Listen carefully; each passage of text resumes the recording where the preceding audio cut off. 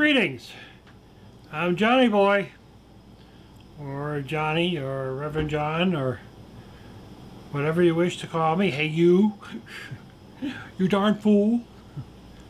And I am going to take your suggestion and try dehydrating bacon.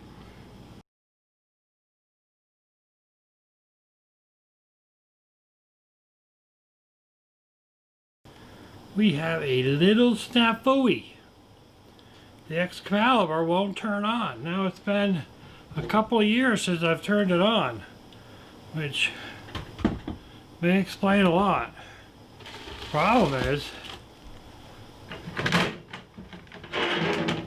thing is full of bacon. So the question is, what do we do now? So I'm going to see, we are going to take a little tangent to our little project to troubleshooting the Excalibur. Turn it around, because everything's on the back. And remember, when you're troubleshooting your anything, always unplug it first before you do anything with it.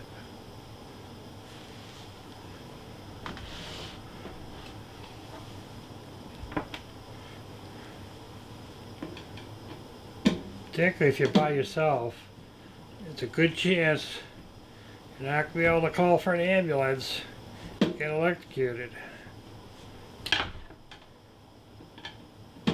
Well, maybe this has been a good opportunity for the screw gun. Remember, the long screws go on the side. Turning screws the old-fashioned way is a good way to loosen up those wrist muscles.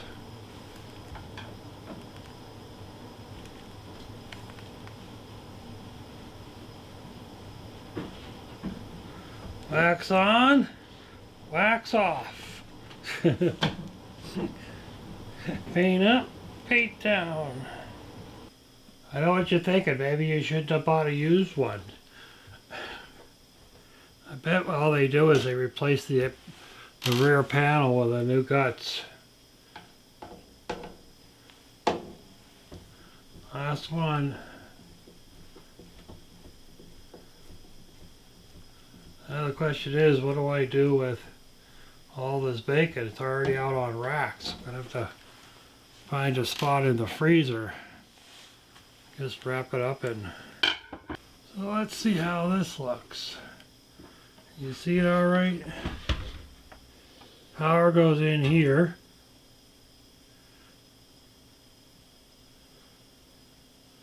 White wire goes to the coil. Heating coil.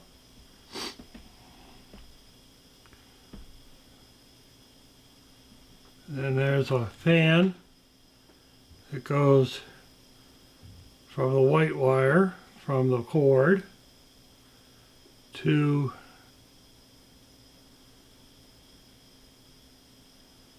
fan. Black wire goes up to here.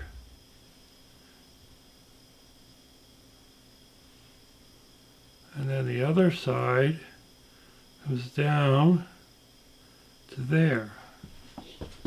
So we could probably check, without taking the screen off, that actually nothing works.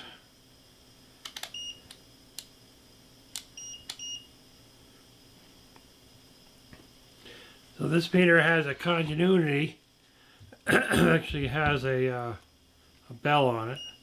So you touch the wires together, you get a tone, and it'll read 0 as resistance. If I could hook through this cage without touching.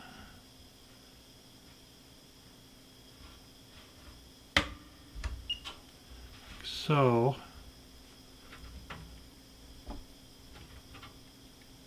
this is on.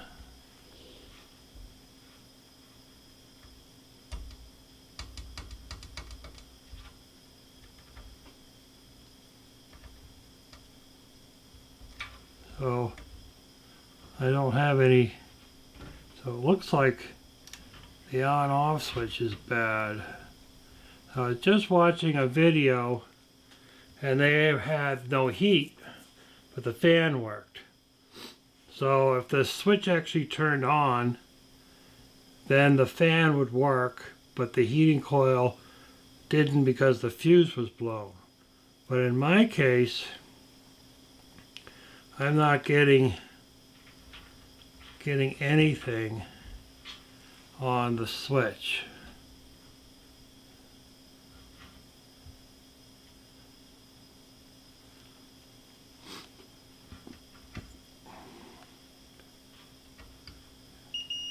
That's because I hit the cage, but I'm not getting anything on the switch.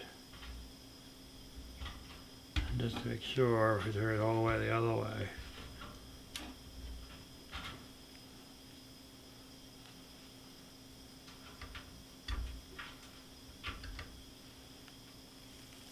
It seems to be popular.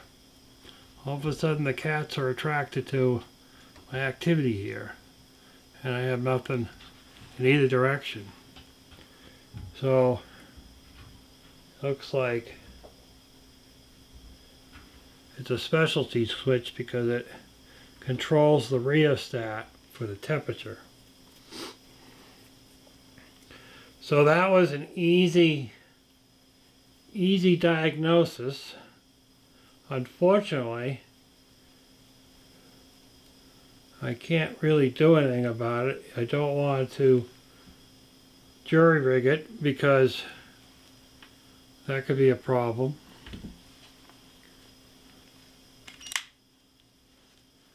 So I'm going to have to pull the trays out and put them in the freezer, I guess. I guess I'll wrap them up in foil, since I have this box of foil here.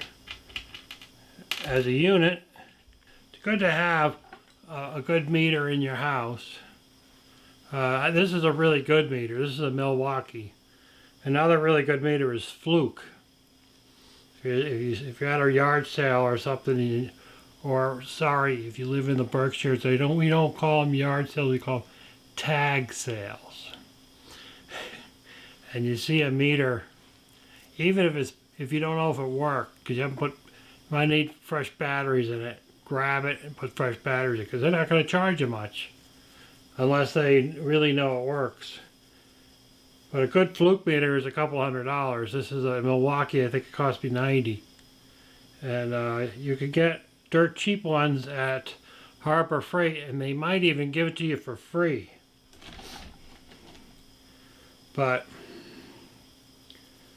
I don't care too much for the dirt cheap ones, so. But that's just me. Who am I?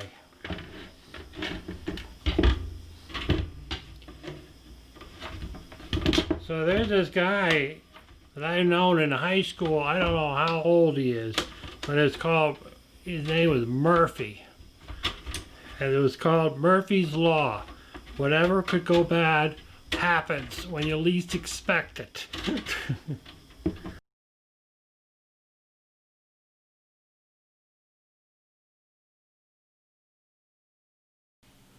It's now a week later.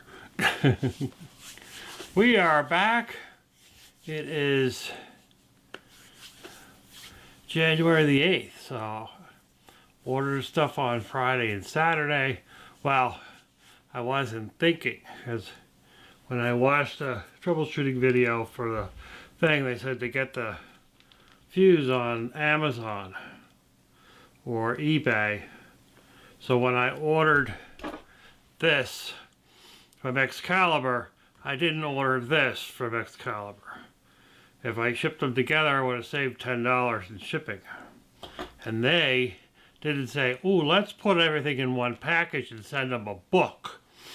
So they charged me another $10 for this. When I was looking on eBay, I started thinking that maybe I should get whatever they recommend, just in case they've upgraded the part. And I would need my other glasses to tell if they upgraded or not. This is a 10 amp, 250 volt, 121 centigrade.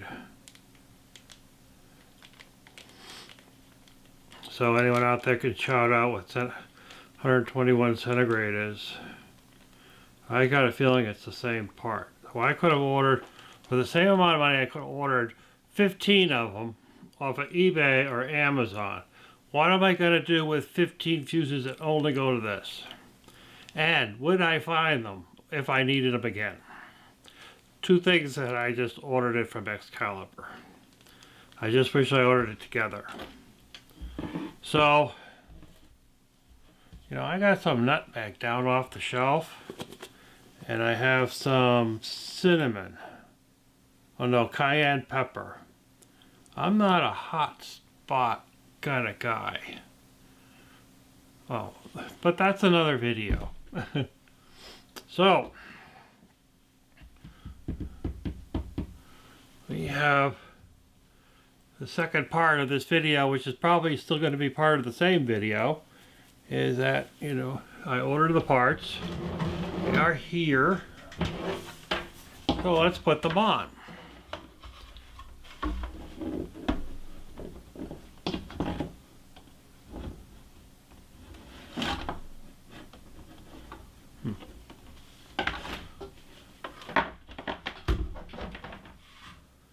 We have to remove the screen.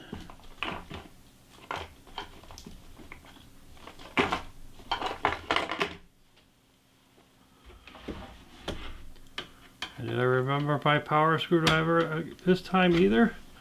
Nope. Right. It's good exercise for the wrists.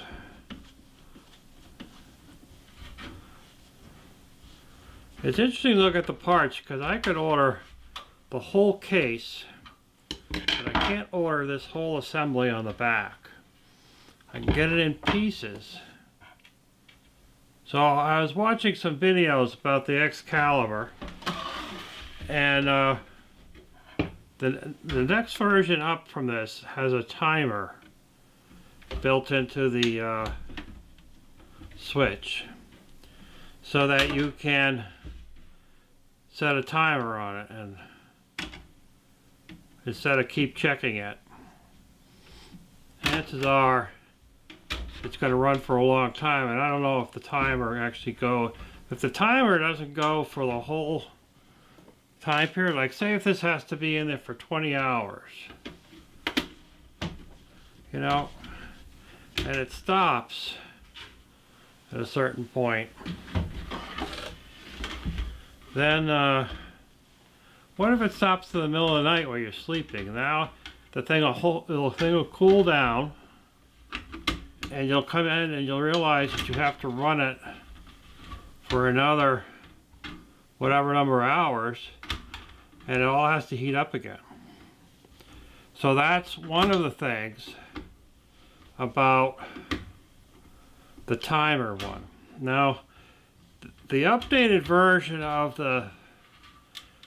this particular model uses a thermistor and so it's digital. It's a digital electric,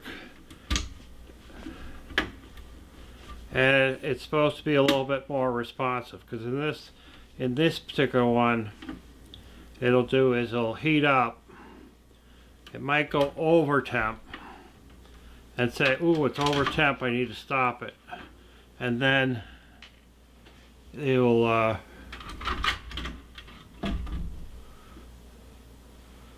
start to cool down, and then when it would cool down, it would realize it's under temp and go back up again. And it does that cycling thing. But the only thing is about it, doing it that way, is that it's relatively indestructible. And relatively, it's like your electric stove or your gas stove. What fails now? You buy yourself an $800 stove, And what happens? It won't give you, the oven won't work. Why won't the oven work? Because the sensor and the CPU, or basically the computer, which is a little small, it's a board, it's just a board, fails. It might be just the sensor, I mean, it might be the board, but you can't replace those parts. You have to order the whole thing, a whole new stove. Now when they take that stove back, they're gonna send it to recycling, and somebody's gonna replace that board, and they're gonna replace the sensor and whatever else it needs, and then resell it. Meanwhile, you're having to order a new stove because your serviceman can't get the parts necessary to fix it. Now, the tip I'll give you about replacing parts. So here, this is the new one. It looks like it's got these prongy things on the back. They're called push-ons. This is the blade. The other end is the push-on. If you're old school like me, this is the male, and you know why it's called the male end, and the other end is the female end. Apparently, it's not appropriate anymore to say it that way. So you kind of have to call one the push-on and one the blade, or the receiver, or something. You know, actually I should have taken these off when I had it attached, but if you can't pull them off by hand, you'll have to grab them with pliers.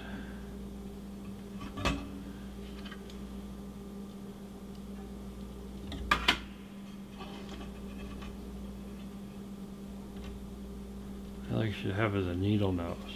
You can get under them with a needle nose and push them off. Okay, so the best way to do this, am I on the camera here? Really need to cut it out a little bit. Get out a little bit. There we go. Take one wire off, put one wire on. One wire off, one wire on. Don't pull all the wires off and say, oops. Push the wire on. This way, everything goes back on where they belong. And you're not sitting there shaking your head. You know, the other thing that you can do, if you had a smartphone, is to take some pictures with your smartphone, and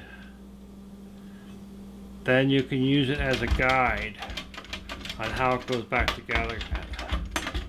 Now, if you're repairing your smartphone, then that might be a problem, because you're gonna have a little trouble looking at it when your smartphone's in pieces.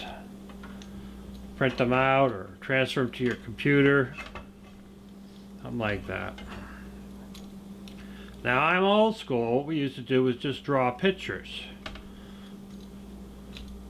Take apart a main drive or a bunch of things, you draw pictures, and then you go back and you put those on the same way it went off.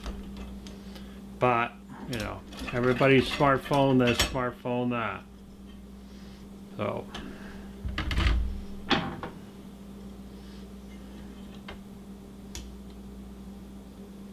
I think I have a flat plate here.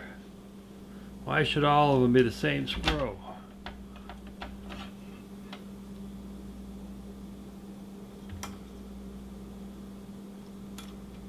There we go. The old switch.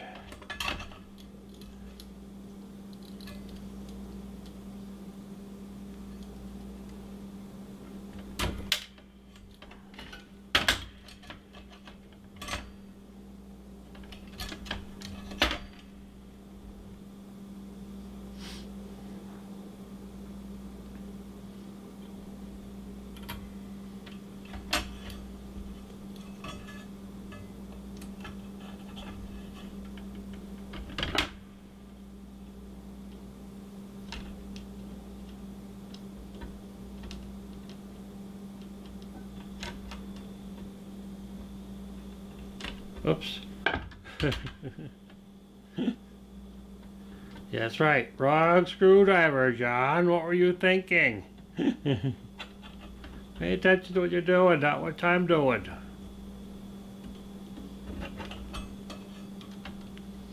Some of these appliances, they're fairly easy to repair. You know, we're in such a throwaway, buy new society, but this is a very simple setup. A lot of parts are available online. Things you could have something like a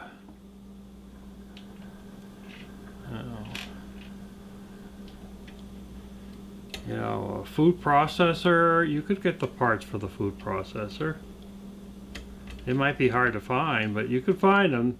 Somebody sells them, because if you brought that into a repair shop, if they even exist anymore, appliance repair shop, they would order the parts from their suppliers and they would get it. You might have to resort to Amazon, but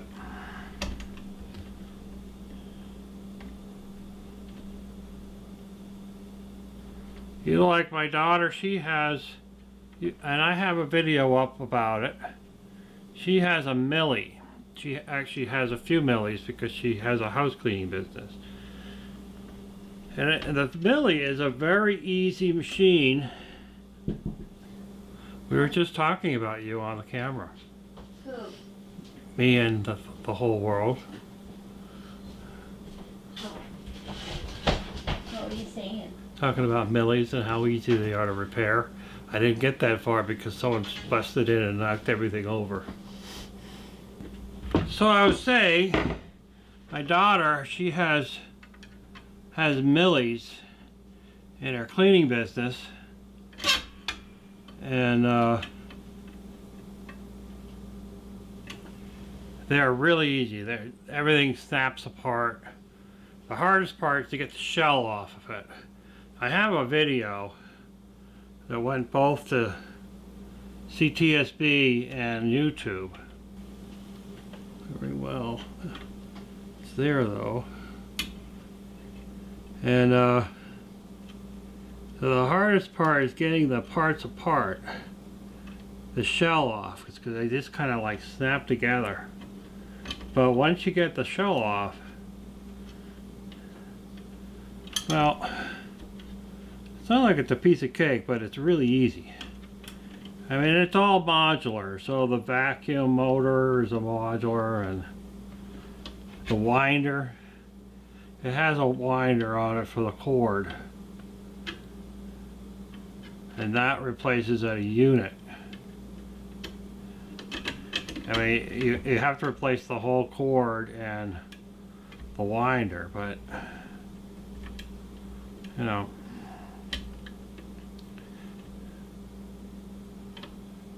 if you have a $500 vacuum and you can replace a $100 winder because you don't want to have to spool up the wire yourself, it's a possibility. That's usually the part that goes bad a lot, is the winder.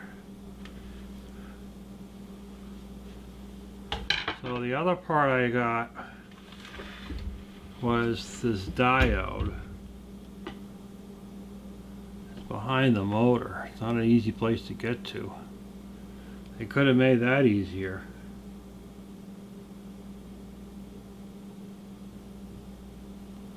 Maybe I'll wait, see if I need it.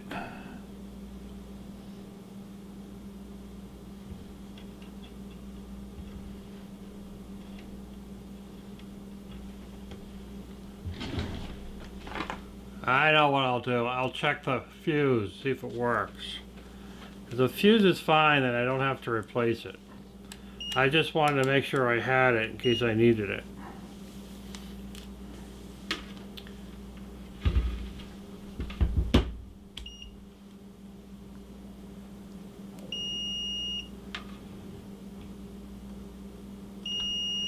So the fuse is good, 0.3 ohms.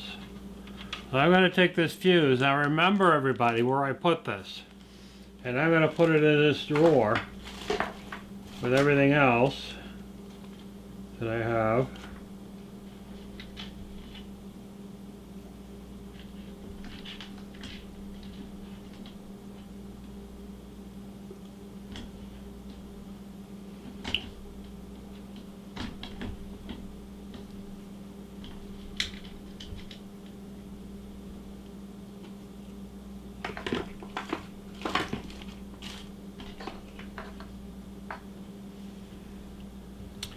And I'm going to save myself the trouble to get that off, because the motor's in the way. You have to take the motor out to get to the fuse. Kind of a poor design. They should have put the fuse on the other side, but I suppose there are really good reasons why they put it there. So the basket goes on. Protect the world from the fan and keep people's fingers off the element. I imagine is maybe the main reason. Well, I could just turn this on with the power on it, see if it works. I'm very confident that it's going to work.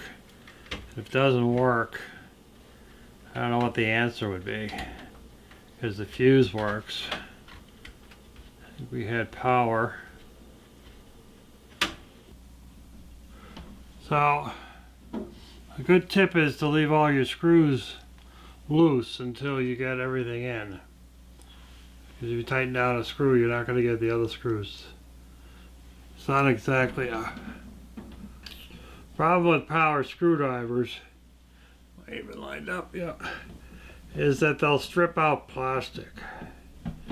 They'll strip out metal too, but, and a tip for going into plastic, you're not going to see me do it here, but if you go counterclockwise in the hole a couple of times, it'll center that screw into the hole, and then you start driving it in, and that'll help cut out, because once the screw's been in there, it has already, listen to that hum, ooh, just like it's supposed to be, ooh. Actually, it's going, ah,